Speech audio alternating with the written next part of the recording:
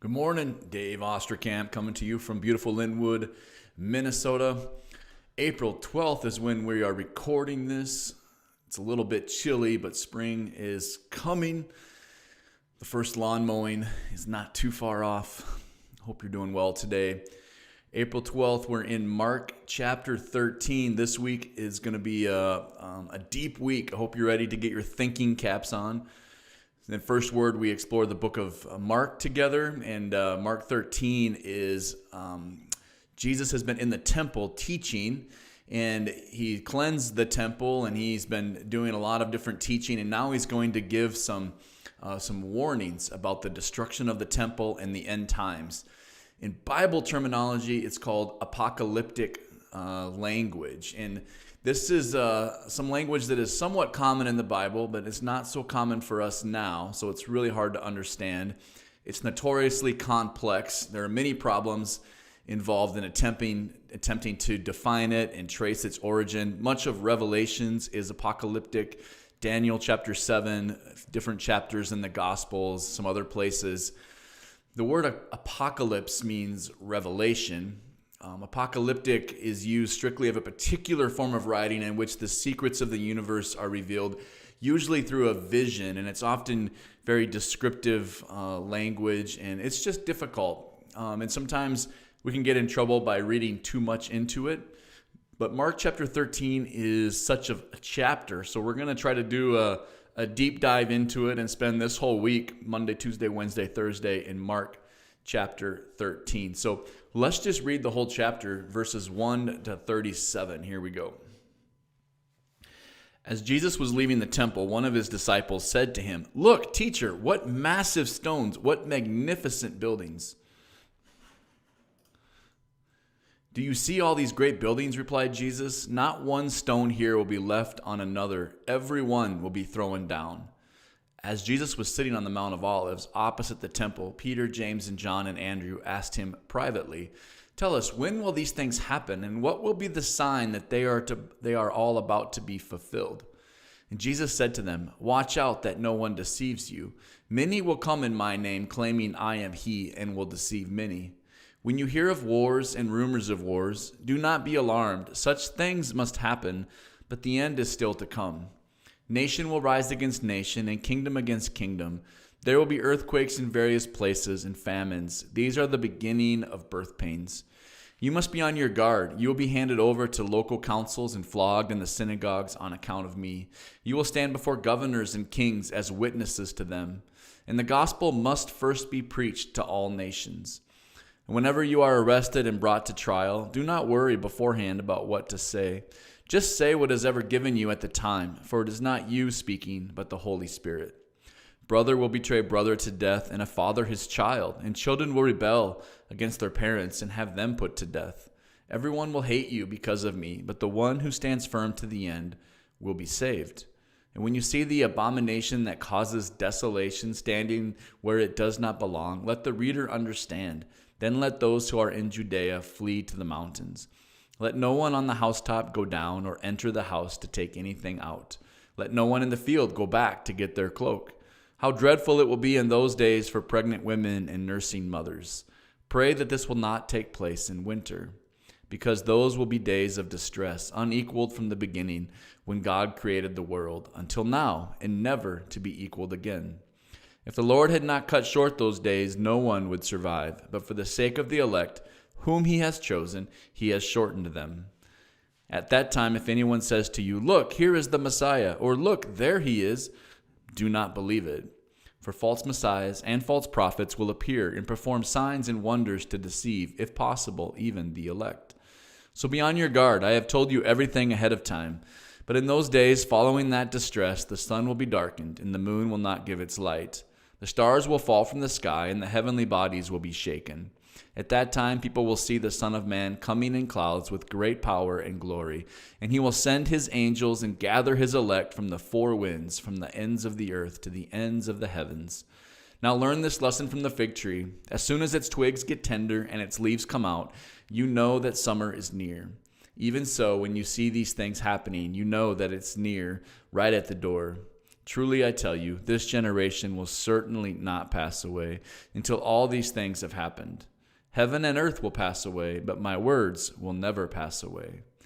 But about that day or hour no one knows, not even the angels in heaven nor the Son, but only the Father. Be on guard, be alert. You do not know when that time will come.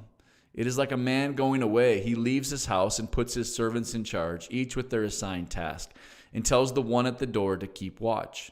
Therefore keep watch, because you do not know when the owner of the house will come back, whether in the evening or at midnight or when the rooster crows or at dawn. If he comes suddenly, do not let him find you sleeping. What I say to you, I say to everyone, watch. All right, so much there. Jesus is obviously, we'll talk about today, talking about the destruction of the temple in 70 AD. But then he's talking about all sorts of other things, including the second coming when Jesus comes back to make all things right. He talks about all these signs and things that maybe give you a clue that the end is coming. But then at the very end, in verse 32 to the end, he says, you will have no idea when I come. So as it says at the very end, watch, be watching, be active, don't be passive, be doing the work of God. So there's all kinds of things in here, and some of it simply is things that we're not for sure. But we're going to break it down the next 4 days and get into this complicated chapter. So let's just start with the temple. Jesus has been teaching in the temple, and it's an impressive building. It's Herod's temple. This second temple was begun in about 20 BC, so around 20 years before the birth of Christ. And it was basically finished in Jesus' life, although there was still things that were being done to finish it, but the bulk of the temple was done. And it was awe-inspiring. There was, by the historians of that day, enormous stones. Gold covered the front face, and the sun reflected off of it. The temple sat on this cliff, kind of up on this hill at the high point of Jerusalem. And then there was this big valley right, I believe, to the east of the temple. And it was called the Kidron Valley, and then the valley went down, and then up there was a mountain called the Mount of Olives, where the olive trees were. And so Jesus began talking about the temple, and then they went into the Mount of Olives. And if you sit on the Mount of Olives, some of you maybe have been there, I haven't, but I've read that it's above Jerusalem, and you have this amazing view of this whole city and this beautiful temple. I don't know, some of you have been to like tall skyscrapers in Chicago where I lived. At the very top of John Hancock is a little restaurant bar, and you get an amazing view of the city of Chicago. And I think the Mount of Olives gives you that view. And so he was predicting what was going to happen in 70 AD. So in 63 BC, the Romans gained control of the Israelites, and they ruled through a local king. And they mostly allowed religious practice, but there was religious friction. There was oppressive taxation, there was unwanted imperialism, and it caused tension and revolts. And in 66 AD, the first major Jewish revolt happened. And it was a kind of a 4-year skirmish, a 4-year battle. But in around 69 AD, the Emperor Nero, who was a notoriously bad guy, he sent a Roman general, Titus, and they besieged Jerusalem. But it was right during Passover. So Jesus was crucified at Passover.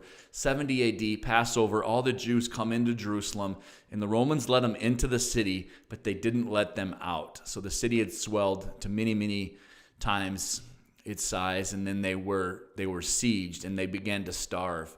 That was April of 70 AD. And by August, so some many months later, in August, everybody was weak and desperate, and the Romans breached the defenses of the city and massacred much of the population, and they destroyed the temple.